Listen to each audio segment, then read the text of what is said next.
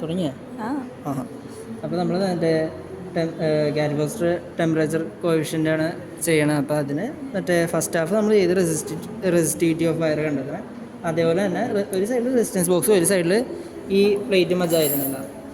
അപ്പോൾ ആ resistance box ആദ്യം അവിടെ തന്നെ ഇരിക്കട്ടെ. ഈ സൈഡിൽ നിന്ന് പ്ലേറ്റ് മാറ്റിയിട്ട് ഇത് കോയിലെടുത്ത് അതിൻ്റെ രണ്ട് എൻഡിൽ നിന്ന് രണ്ട് വയറെടുത്ത് രണ്ട് സ്ഥലത്തും കൊടുത്തു കണക്ഷൻ.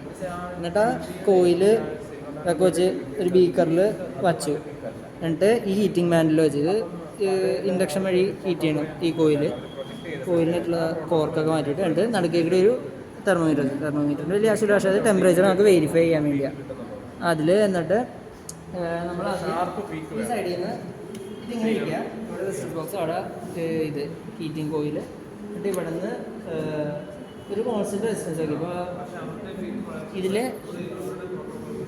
ഇതിൻ്റെ മുകളിൽ ഇപ്പോൾ 9.72 എന്നൊക്കെ ഇട്ടേക്കണേ ഓം അതിൻ്റെ റെസിസ്റ്റൻസ്. അപ്പോൾ ഏതാണ്ട് അതേ വാല്യൂവിൻ്റെ അടുത്ത് നമ്മൾ ഇതിൽ നിന്ന് ഉരു മാറ്റി. എന്നിട്ട് നമ്മൾ ഡിഫ്ലക്ഷൻ പഴയ പോലെ തന്നെ ഉണ്ടെത്തുക. ആദ്യം റൂം ടെമ്പറേച്ചറിൽ ചൂടാക്കാണ്ട് വെച്ച് ഇവിടെ നിന്നോട് കൊണ്ടുപോയി 0 ഡിഗ്രി ഇത് ഡിഫ്ലക്ഷൻ വന്ന പോയിൻ്റ് കൊണ്ടുവയ്ക്കുക.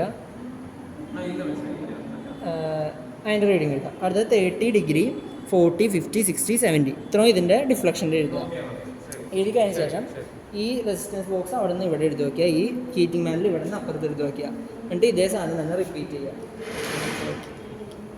ഇതിൽ നമ്മൾ ഡയർ അഡ്ജസ്റ്റ് ചെയ്ത് 30 40 50 60 70 വരെ എടുക്കുക.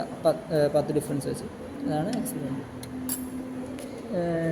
തെർമോമീറ്ററിന് അത് വലിയ ആവശ്യമില്ല. പക്ഷേ ഇത് വെറുതെ അതിൻ്റെ ഇത് കൺഫേം ചെയ്യാൻ വേണ്ടിയാണ് നമ്മൾ യൂസ് ചെയ്യണത്. മറ്റേ ഹീറ്റിംഗ് മാനിൻ്റെ കറക്റ്റായിട്ടുള്ളത്.